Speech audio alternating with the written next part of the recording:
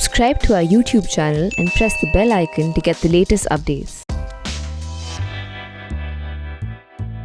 This week on Global Print, I'm going to talk to you about Afghanistan. Now, some of you may say, not again, because indeed this is the fourth week in a row that some way or the other Global Print is talking about Afghanistan. But then there is a civil war unfolding in that country, dear viewer, and Global Print, as you know, goes where the story is. But before I talk to you any further about this unfolding chaos, I'd like to make an appeal to you. Please do click on the join button, pay just a little bit, it's only rupees 159, and subscribe to the print. There is an array of benefits that only subscribers get, so I do hope that you will click on the join button, become a subscriber, pay for the prints, free, fair, objective, and unhyphenated journalism. You know that we have been bringing to you the best videos, the best news stories over the last several months of the pandemic. So I do hope that you will continue to support us. Now back to my column Global Print, in which I talk to you about the unfolding chaos in Afghanistan, and let me give you a flavor of what's going on. On the weekend there was a big fight for the Herat city. The Taliban had come right up to the gates of the city. For the moment, the Afghan Defense Forces have beaten them back with the help of US B-52 bombers. Now that is a very significant sign of the evolution of this civil war, because as we know, the Americans have exited very rapidly. They are on schedule. By the end of August, they will all be gone. But if the Herat fight holds any meaning, it is that the Americans realize that they cannot hand over Afghanistan on a platter to the Taliban and to the country that supports them, which is Pakistan and its military establishment. So the fight for Herat for the moment has been won by the Afghan Defense Forces. Herat, as you know, is a very, very beautiful city. I've been there. It has a gorgeous blue mosque covered with these blue tiles. It has a very ancient citadel built, it is believed, by none other than Alexander the Great. It has several shrines. Elsewhere in Afghanistan, in southern Afghanistan, in the province of Helmand, the capital of Helmand, Lashkar Gah, has been under attack by the Taliban. Now, Lashkar Gah is a very important city because it sits astride several routes. So deeper in the south is Kandahar, on the west is Herat. So if you take Lashkar Gah, then the Taliban would have taken a key strategic route in that country. And of course, you know about the very gruesome death of Danish Siddiqui, the Indian photojournalist who a few weeks ago was killed in Spin Boldak, which is a border town bordering Afghanistan and Pakistan. And you perhaps also know that a few weeks ago, the Taliban took Spin Boldak. They hoisted the white flag on top of the border gates. And that is a very significant event because that means that they control the revenues of trade, of commerce, of trucks that go back and forth carrying cargo. So now those revenues have fallen into the hands of the Taliban. In fact, I have some information for you about the territory that the Taliban is now holding or has occupied. According to the Long War Journal, which is an American magazine, out of Afghanistan's 407 districts, the Taliban controls 223. 116 are contested, while the Afghan forces control only 68. And of Afghanistan's 34 provincial capitals, the Taliban controls as many as 17. Now you would say, why should I care if all this is happening in Afghanistan? Why should I care what's happening in Herat or in Helmand? Of course, we do care what happened to Danish Siddiqui because he was an Indian national and you know, he was part of my tribe of journalists, and all our sympathies are to his family. But a lot of Indians would say, why do I care what's going on in Afghanistan? After all, this is a country where the Soviet Union, after 10 long years, left bloodied and bowed in 1989. This is a country where the Americans, after 20 long years, have lost more than 2,000 of their soldiers, thousands more injured, and they have spent more than $1 trillion. It is now believed that the Chinese, who are building roads across Afghanistan, connecting them to the Belt and Road infrastructure in Pakistan, could be sucked into the Afghan whirlpool. So there is one school of thought in Delhi, which says, let us be very, very careful and not get involved in this Afghan chaos. And that school of thought, which I would describe as the be patient school, which is fast gaining currency in the power corridors of Delhi. So if you subscribe to the school of strategic patience, what you would do is you would stay away, not get your hands dirty, and watch what goes on and let other countries perhaps fill in the vacuum that the Americans are leaving behind. And then there is a second school of thought in India. And this school, which I call the be active or stay active school of thought, this is being proposed mostly by former ambassadors of India to Afghanistan, Vivek Karju being one of them. He has written a very eloquent piece in the Hindustan Times, and I would urge you to read that.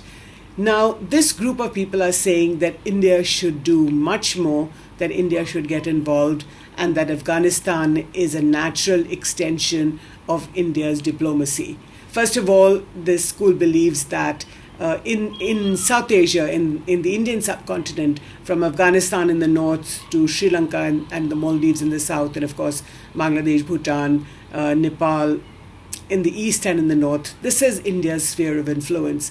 And if India doesn't manage this region, what is called South Asia or the Indian subcontinent, then if India doesn't manage it, then some other country will. And guess which is that country? China, of course. In Afghanistan, the vacuum that the Americans are leaving behind, and as we know, nature abhors a vacuum, the Pakistani military establishment is slowly filling that in. And with a little help from the Chinese, both the Pakistanis and the Chinese are playing what is the latest version of a geostrategic or a geoeconomic great game. And by that I mean is that the Chinese are building a road across the Wakhan corridor. There is a part of China's Xinjiang province which shares a common border with the Wakhan. Now the Wakhan corridor is a sliver of land, Afghan territory between Pakistan and which borders Pakistan's Gilgit-Baltistan. In fact, talk is not just talk. There's a lot of evidence also that points to the fact that the Chinese are now arguing that Gilgit-Baltistan should be connected with the Wakhan, which, as I said, is in Afghanistan, onwards to the Badakhshan province, which has been taken, which is in the hands of the Taliban, and a hop step towards Dushanbe in Tajikistan. So that would bypass most of Afghanistan, which has been mired in civil war. So the Chinese are arguing, and the Pakistanis are believed to be fronting that argument, which is that Central Asia can be connected right to the ports of Karachi and Gwadar, which are on the Arabian Sea in Pakistan.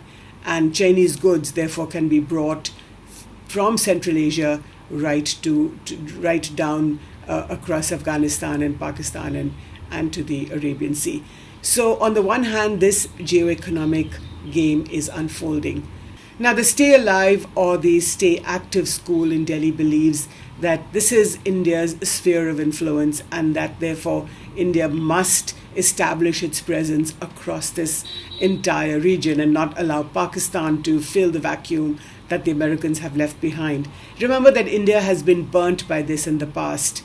In 1989, when the Soviets left, and right up to 2001, when the Americans invaded.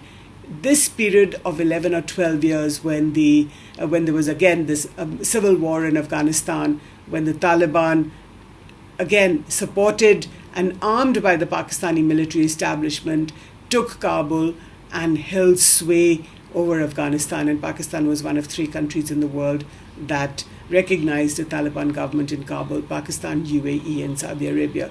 So this school of thought in Delhi today, in India today, which I call the staying alive or the staying active school, India cannot afford to repeat itself without being marginalized in this part of the world.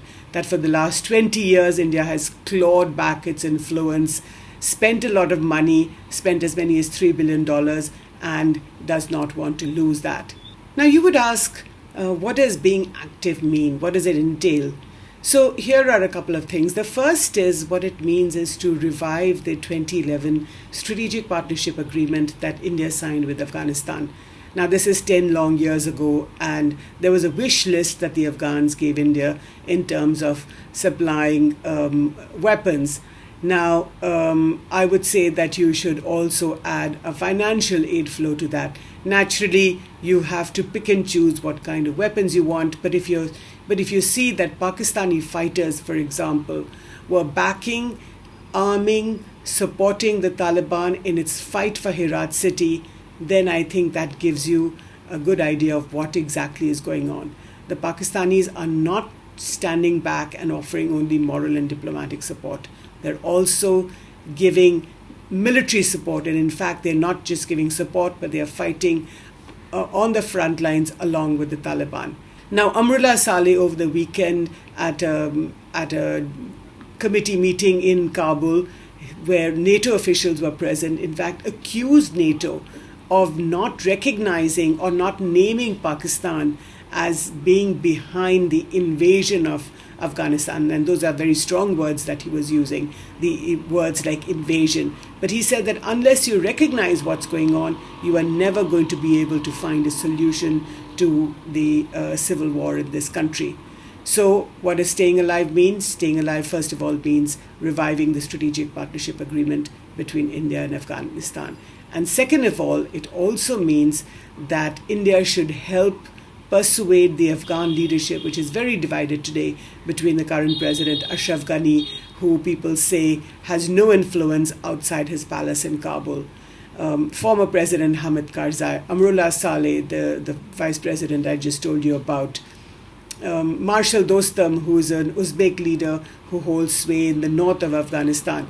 Now, these leaders are all badly divided. So India's job should be to bring them together on the same table, to persuade them, to tell them that they must stand strong and united in the face of the Taliban.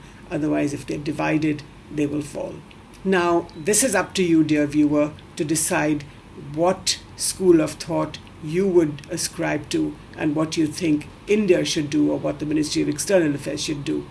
So do read my column, Global Print, and do tell me what you think about this video. But before that, click on that join button and subscribe to the print. Thank you so much for watching.